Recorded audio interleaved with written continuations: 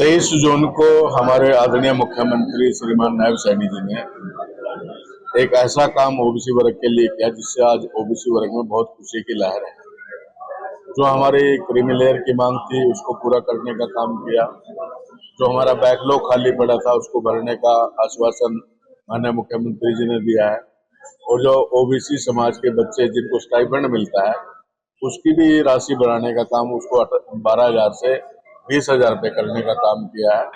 और उसके साथ साथ जितनी भी हमारी एससी और ओबीसी समाज की धर्मशालाएं हैं उनकी रिपेयर के लिए, उनकी मरम्मत के लिए 100 करोड़ रुपए जारी करके ताकि उनकी प्राथमिकता के आधार पर उनकी मरम्मत की जाए। तो इस बात को लेकर के ओबीसी समाज में बहुत खुशी की लहर है। और सभी साथी जो है वो आदरणीय मुख्यमंत्री जी का धन्यवाद भी कर रहे हैं, स्वागत भी कर रहे हैं। और क्योंकि भारतीय जनता पार्टी कार्यकर्ताओं की पार्टी है, अपना एक संगठनात्मक ढांचा है। और जब भी हमारी कोई ऐसी कोई बैठक होती है, हमारी नियमित इस प्रकार की बैठकें समय समय पर होती रहती है अपने संगठन को मजबूत करने के लिए। आज उसी की नीति के तहत हमारी ये जो ओबीसी समाज की जो जिला की विस्तारित बैठक यहाँ आज संपन्न हुई है, जिसमें हमारे सभी 100% इसमें हमारी जिले की जो हमारे कार्यकर्ता है वो 100% उनकी हाजिरी रही है। तो मैं बधाई भी दूंगा अपने जिला की सारी टीम को कि जिस प्रकार से उन्होंने मेहनत करके इस बैठक का आयोजन कराया, उसके लिए जैनत बधाई के पात्र भी हैं। और आने वाली जो 16 तारीख है उसमें एक सरकार के द्वारा एक बहुत बड़ा कार्यक्रम महेंद्रगढ़ के अंदर किया जा रहा है, जिसकी जिम्मेवारी जो है ना ओबीसी मोर्चे की जो लगाई गई है। उसमें जितने भी लोग जाएंगे वो ज्यादातर ओबीसी समाज के लोग जाएंगे। तो उसमें माननीय मुख्यमंत्री जी ने और हमारे शीर्ष नेतृत्व ने ये जिम्मेवारी जो है ना ओबीसी मोर्चे को दी है, जिसमें आदरणीय हमारे गृह मंत्री श्रीमान अमित शाह जी उस कार्यक्रम में आएंगे।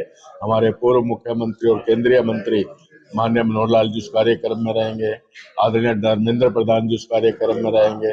हमारे दोनों प्रभारी सह प्रभारी उस कार्यक्रम में रहेंगे। शीर्ष नेतृत्व हमारा उस कार्यक्रम में रहेगा। हमारे प्रदेश अध्यक्ष नए नए जो बने हैं अपना मोहन बडोली जी, वो सारे इस कार्यक्रम में रहेंगे। और एक बहुत बड़ा कार्यक्रम होगा महेंद्रगढ़ के अंदर। उसके लिए भी आज योजना बनाई गई कि यहाँ से लोगों को ले जाने के लिए व्यवस्था किस प्रकार से होगी। तो सारी जो है ना आज बैठ करके हमने चर्चा की है और कार्यकर्ताओं से जो सारी बात करके तय करके और उस दिन वहाँ अच्छी संख्या हमारी जाए, तो उसके लिए भी हमने आज योजना बनाई है। और आने वाले समय में जो हमारा तीसरा ये चुनाव होगा भारतीय जनता पार्टी के सरकार के नाते, तो इसमें आने वाले चुनाव में फिर से भारतीय जनता पार्टी की सरकार बनेगी।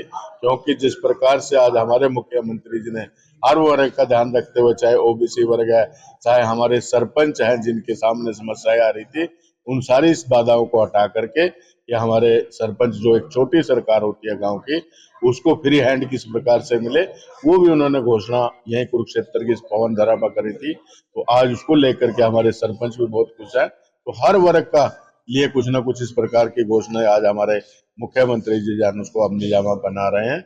और आने वाले समय में अब इस चुनाव के अंदर उसका लाभ जरूर अवश्य लाभ मिलेगा। और इसकी मैं कह सकता हूँ गारंटी के तौर पर कि आने वाले जो विधानसभा का चुनाव है वो निश्चित तौर पर भारतीय जनता पार्टी स्पष्ट बहुमत की सरकार बनाएगी, उसमें जीत हासिल करेगी। और जो विपक्षी पार्टियों ने जो पार्लियामेंट के दौरान चुनाव के दौरान जो लोगों में झूठ बोल करके वोट हथियाने का काम किया था, ये संविधान खत्म कर देंगे। जो नरेंद्र मोदी 400 पार की बात कर रहा है, तो ये अगर 400 पार इसको जो है ना सीटें मिल गई तो हमारा संविधान खत्म कर देंगे, दोबारा चुनाव नहीं होगा, आपका आरक्षण खत्म कर देंगे। और साथ में राहुल गांधी ने जो एक बहुत बड़ा झूठ पूरे समाज के सामने गरीब लोगों में जाकर के बोला कि हमारी सरकार बनते ही और जिस दिन ये रिजल्ट आने के बाद 1 जुलाई को आप अपने खाते चेक कर लेना, हर महिला के खाते में 8500 रुपए खटाखट खटाखट, वो जो इस प्रकार की उन्होंने भाषा यूज करी, जिसको लेकर के कहीं गरीब आदमी उसके झांसे में आ गए।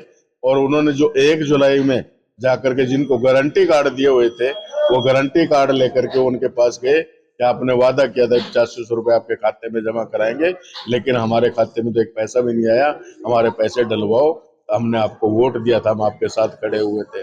तो उन्होंने अब तय करके पल्ला झाड़ लिया कि तो चुनावी वादा था, चुनावी स्टंट था, और ये चुनाव हो गया, अब हम कुछ नहीं कर सकते, आगे चुनाव होगा तब देखेंगे। आज गरीब आदमी अपने आप को ठगा सा महसूस कर रहा है और काट की अंडी बार बार नहीं चढ़ती। आने वाले विधानसभा में इसका खमियाजा जो है ना कांग्रेस पार्टी को भुगतना पड़ेगा।